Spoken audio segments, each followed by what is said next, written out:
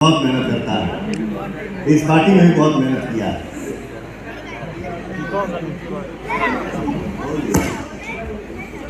आज खुशी की बात है, दोनों फिल्मों का इन्होंने अभी कह दिया कि दोनों फिल्में बहुत जल्दी ये शूटिंग शुरू कर देंगे और आगे प्लानिंग बना के आपने डायरेक्टर का ही पता कर लिया, डायरेक्टर भी हैं यहीं पे और प्रोड्यूसर भी हैं, फिल्म हीरो भी यहीं पे हैं।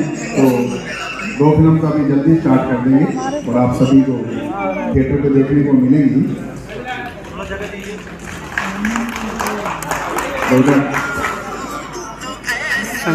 एक पवन भाई एक बात बताइए, ये आप जो गीत गाते हैं कोई जरूरी थोड़ी बिलियन बिलियन, कई लोगों के तो मिलियन नहीं होते, आप बिलियन तक पहुंच जाते हो।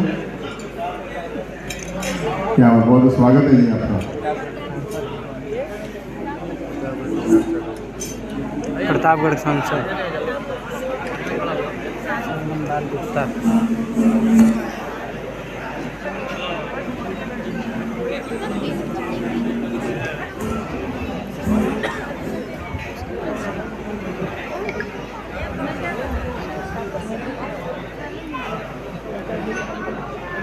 थैंक यू जी, बहुत बहुत।